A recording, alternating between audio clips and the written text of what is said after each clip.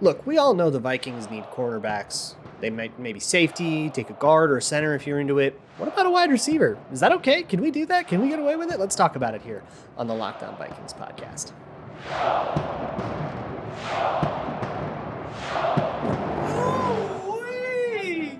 You are Locked On Vikings, your daily Minnesota Vikings podcast, part of the Locked On Podcast Network, your team every day.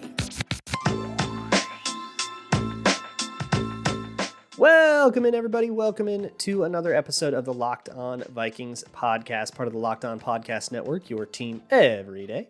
As always, I am your host, your pal, and the kid you copied off in math class. My name is Luke Braun. You can find me on Twitter at Luke Braun NFL, shows on Twitter at Locked On Vikings. And today on the show, thank you so much for making Locked On Vikings your first listen of the day. Today on the show, we're talking about the wideouts. So I actually am kind of going to go over all the wideouts that typically fall in the top 100-ish or around there, kind of a loosey-goosey group of what I think the top guys are. If your favorite isn't on this list, then my apologies.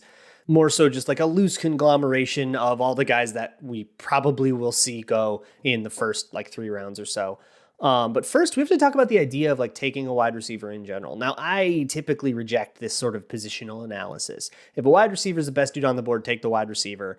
I've called it before a want and not a need, and I think you absolutely can take a want before you take a need, especially if the player who plays at a position of want is better than the player who plays at a position of need. Don't reach on a corner when a good wide receiver is there. I think we can kind of all agree on that. Don't reach for your Mike Hughes when you could have taken, I don't know who the wide receivers were in that class. Michael Gallup. Michael Gallup on the board. Take your Michael Gallup. Don't, reach on a Mike Hughes, right? So what that kind of brings me to is, okay, what wide receivers are worth it and how do they compare to everybody else? And to do this, I have a horizontal board, which I will unveil the whole thing when it's finished, which will probably be about 10 seconds before the actual draft happens.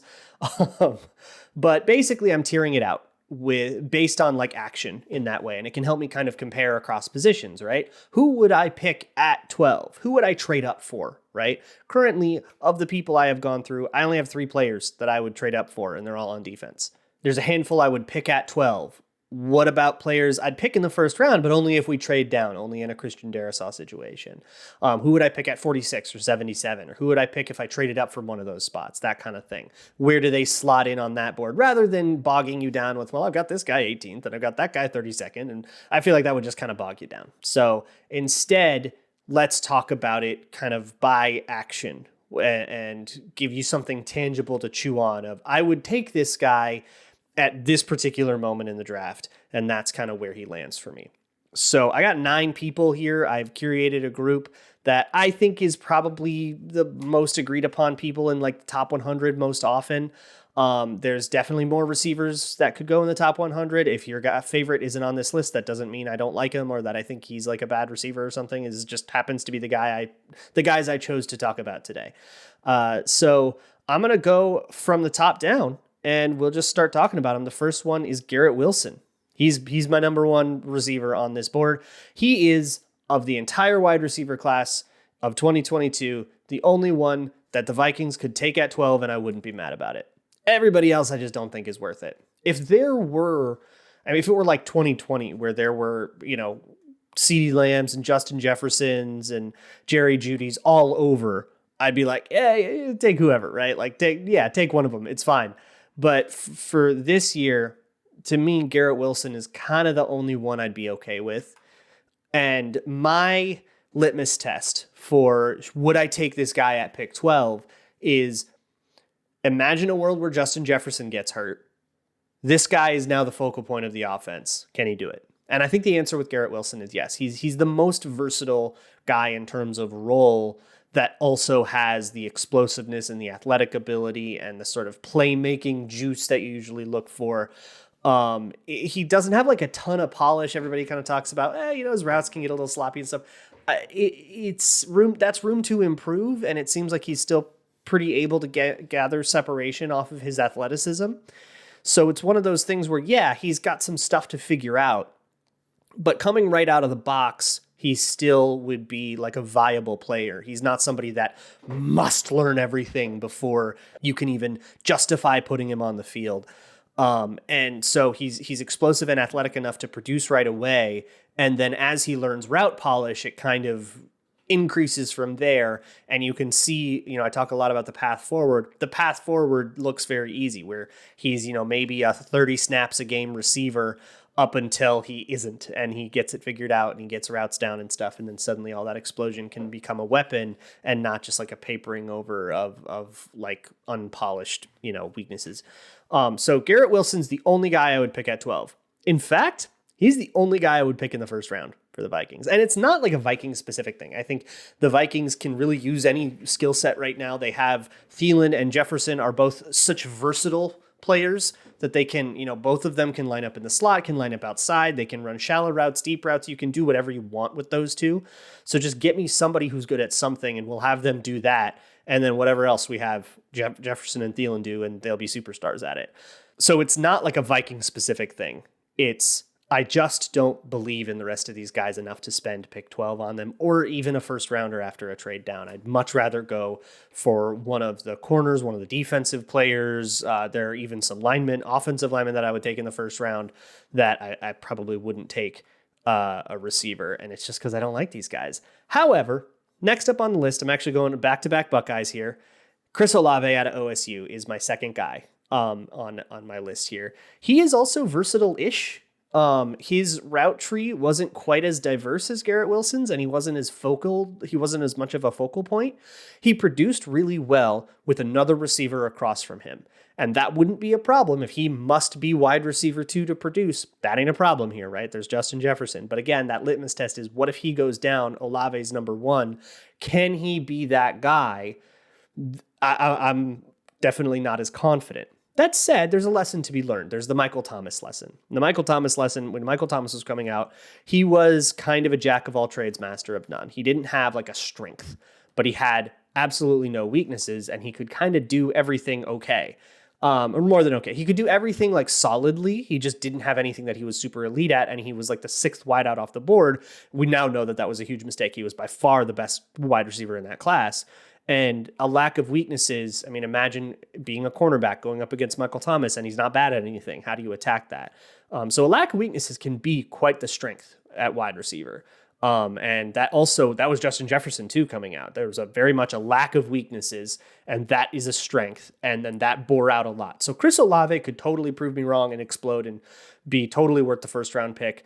But he mostly did Z receiver stuff on the backside where he was isolated and he was running hitches and go routes and stuff and backside digs and things, not necessarily being relied upon to win with artistic route running and stuff. Very good complementary piece, potentially more polished than Garrett Wilson, better body type than Garrett Wilson, but just didn't have quite as much juice. So I have him as somebody, if he fell into the second round, I would trade up from 46 for him. If he was sitting in like the mid 30s or something, I would probably make a move and try to move up. But I wouldn't take him in the first round based on just that kind of lack of juice. I have 7 more receivers that I want to talk about on this show, so bear with me as I get through all of those. But let's first talk about Grambling. You can Gramble on who the first wide receiver will be off of the board. If you agree with me and you think it should be Wilson, I don't know if it will be Wilson. It seems like there are other guys getting a little bit more steam, so maybe you could bet against that. But whatever it is, you can find it at Bet Online. You can also bet on the basketball or hockey tournaments. You can bet on golf or tennis or MMA. You can even play your favorite Vegas casino games. So build a player prop or a wild parlay with their props builder. You can bet live in the middle of games. You can kind of do whatever at betonline.net where the game starts. Hey, so the Locked On NFL Network has a lot of really cool stuff happening for the draft. In the week leading up to the draft, if you go to the Locked On NFL Draft podcast feed, that will be the ultimate mock draft where all of us Locked On hosts got together, did a mock with trades, and all sorts of spicy stuff happened in that. So I'm really excited to share that with you. Go check that out at the Locked On NFL Draft podcast feed. And then you can also find it on YouTube. If you find their YouTube feed during the draft, there will be a live show there as well, which I will make at least one appearance on, assuming the Vikings don't miss their pick, Mike Tice style. Moving on.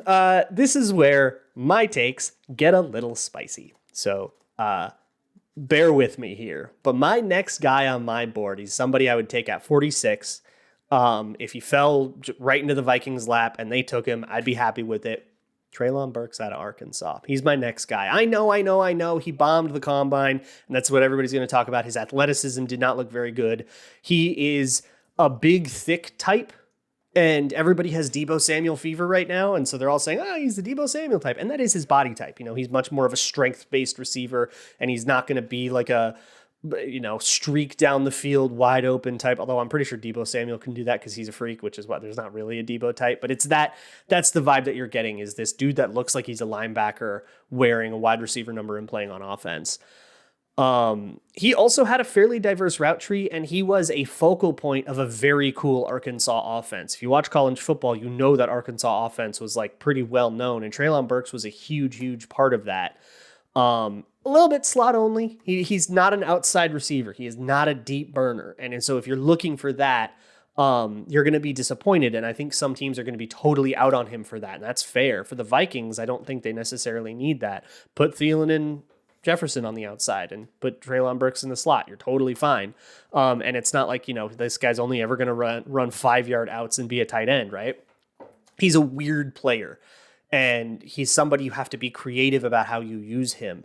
But didn't we just hire a guy that's supposed that's our coach, right? That's what we kind of brought him in to do. So he should be able to handle that and really maximize a guy like Treylon Burks. But he passes that focal point test to me because he was a focal point for Arkansas. So if Jefferson goes down and Treylon Burks has to be the guy, the shape of the offense probably changes a lot. And it turns into a very weird Deebo Samuel, Kyle Shanahan offense. But he can perform that role, and he can be a guy that gets 13 targets a game, and you're not going to, have 100 yards of offense that day. So that's why he's my third on my board. But he's still I'm picking him at 46. I'm not super raving about that guy. I'm yeah, I guess I would pick him if he fell to us in the second round. There's another guy that I would pick if he fell to us in the second round. And his name is Jahan Dotson. He's the Penn State kid. He is another kind of after-catch playmaker type. He's like if Treylon Burks weren't strong. So I would take Burks ahead of Dotson for sure, but I'd take either of these guys at 46. He's definitely a smaller receiver, and we say it a lot of times, oh, this guy plays bigger than he is. This guy does not play bigger than he is. He plays exactly the size that he is. But he has a lot of ability. He has good routes. He had a fairly diverse route tree, which is important to me. I don't want to draft a receiver that only ran goes and hitches. That's the Corey Coleman mistake, I think. That was definitely, if I remember, that's definitely the Treadwell mistake. Treadwell had a very limited route tree, and I think I ignored it too much, which is why I was higher on him in that draft process than I should have been. And so that's a lesson that I learned that I'm applying here. And there is a clear way that Dotson wins. And with both Burks and Dotson, there is a clear way that they win. And this is one of those times where we're not asking what they can't do. What Jahan Dotson can't do is catch a screen or a now route and bowl over a cornerback and convert a 2nd and 10. That is not what Jahan Dotson does. He makes that guy miss. He takes a slant route and weaves through traffic like a shifty little twerp. He can get open on a whip out or a blaze out or something like that. That's what he can do. And so what he can do, the list of those things is very long, and that's exciting. And it's the same thing with Burks. No, he can't run a go route down the sideline, but what he can do is very diverse. He can be a slot guy or an H-back, or, he can line up and, do an angle route out of the backfield, and you can use him in very strange ways on the periphery. He's not doing the bread and butter wide receiver thing of doing a clear out go. It's not who he is, but it's never who you would ask him to be unless you're an idiot. So that's why I'm bigger on these two guys. And Burks just has a little bit of bulk that I really like. And that helps as a wide receiver blocker too, which as a slot receiver, that's something that comes up. One more guy here. The last guy that I would take in the second round, this would be if the Vikings traded down in the second round, pick up some extra picks in day 3 or something like that. And let's say Jamison Williams out of Bama is falling. Now, look, he's got an ACL injury. He is a speedy burner type. He's like a pure burner with a very limited route tree. He basically just lived on the sideline, and he would either run a go or a hitch. He's going to run a route stem, and he either turns around or he doesn't. And that was kind of what he did at Alabama. He also got usurped for playing time by Chris Olave and Garrett Wilson at OSU. That's why he transferred to Alabama. This is not a guy that has a lot of tools in his toolbox, but the tools he does have are very, very good because he has, I think Dane Brugler called it, see-ya speed. He's a fast dude down the sideline, take the top off the defense type. The Vikings they don't need that necessarily. They don't exactly have a slow wide receiver core. They've got plenty of, like, Justin Jefferson's a deep guy, and Thielen is too, and I think KJ Osborne can be if you ask him to. So they don't have too much trouble, I think, threatening safeties if they choose to. But that burner speed would still be pretty sick. The thing is, he's a stiff breeze could knock him over thin. And now he's dealing with an ACL injury. That is not good for a speed guy. Now, look, rumor has it, as of this recording at least, that Jameson Williams is going to be a top 10 draft pick. I would love this.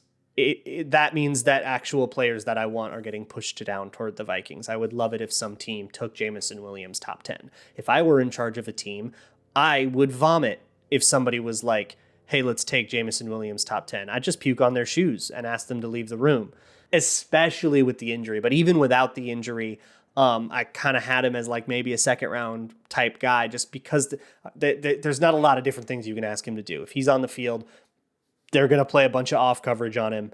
And like that can work. That can neutralize him. That's too easy to defend for me. But hey, that speed's really enticing. And there's every chance in the world that he's young enough to be able to get healthy, come off that ACL and be fine. It's just, there's a lot of question marks. And even if you get past all those question marks, the package on the other end of it just doesn't excite me that much. So look, if they're trading down, if they're all the way in the back part of the second round and he's still on the board and he's fallen that far, now I'm okay taking the flyer.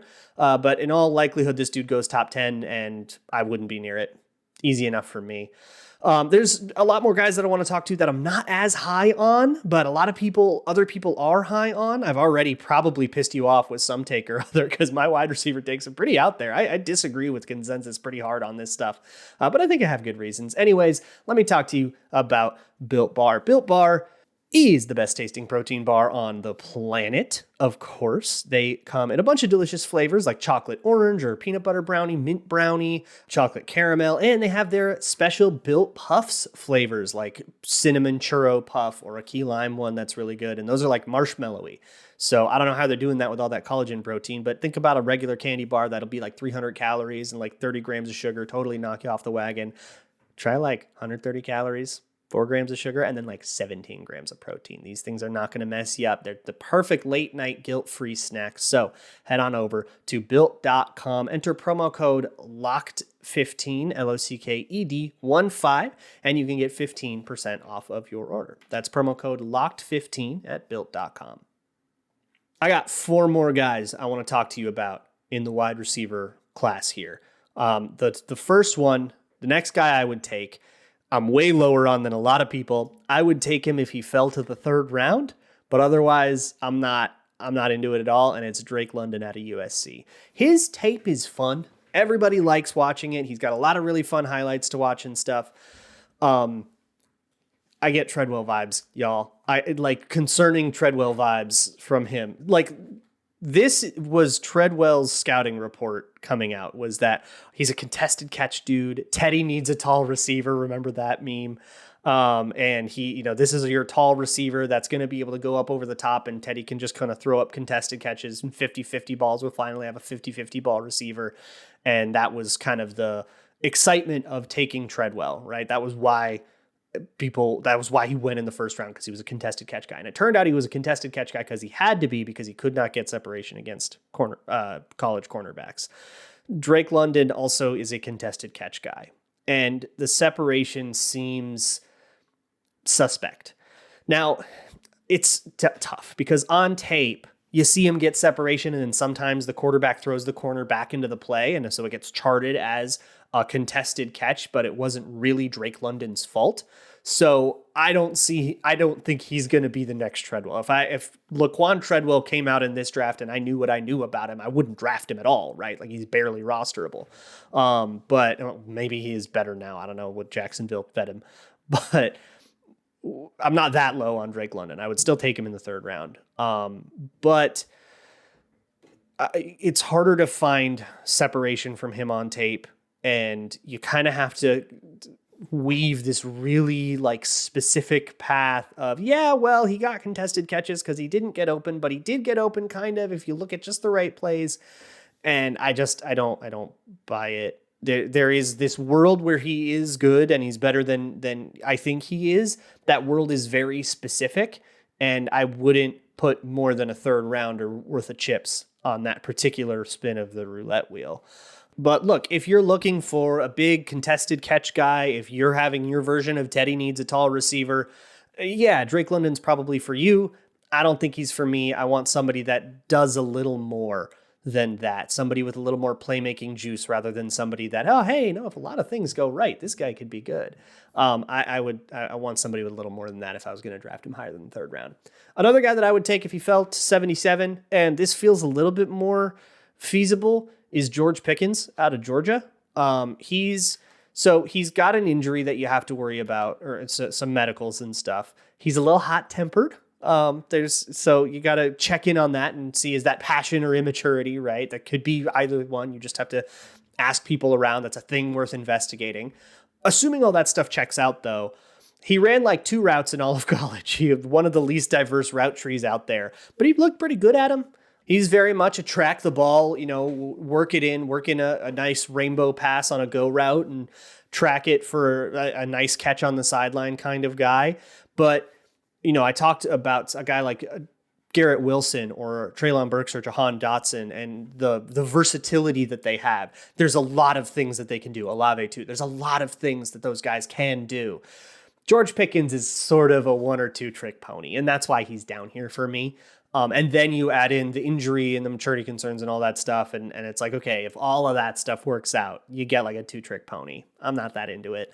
Thus concludes the guys that I would take in the first 2 days of the draft. There's 2 more guys on this list that I've seen mocked in like the second-ish round a lot that I wanted to mention. First one is Calvin Austin, who is 5'8", and that's the most important thing you need to know about him. He's a shifty little twerp, and that he plays exactly like you would think a 5'8" receiver does. He's a special teamer. He's a slot receiver. He's shifty.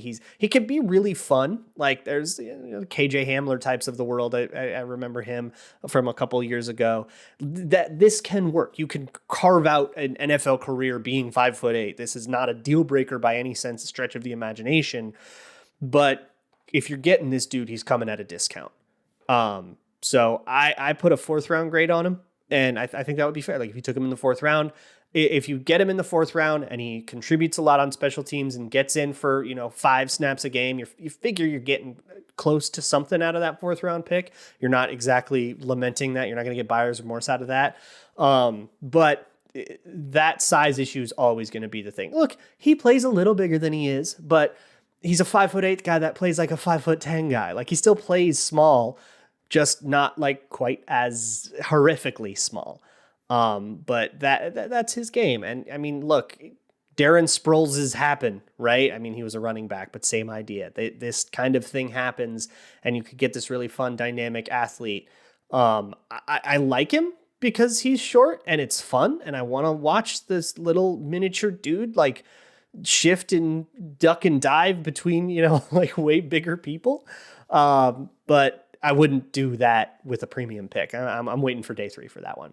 And then the last guy is Skye Moore out of Western Michigan. He is somebody I'm not really as in. So he, for one, Mountain American Conference, you're going up against lesser competition. And we've talked about small school guys a lot, right? Being in a small school is not necessarily a deal breaker, right? If you absolutely crush small school competition and make it look like you do not belong there, like you belonged in a bigger school and it just happened to be circumstance or you chose to play close to home or whatever, a lot of guys can work out that way. The Michael Pierce went to Samford, that kind of thing.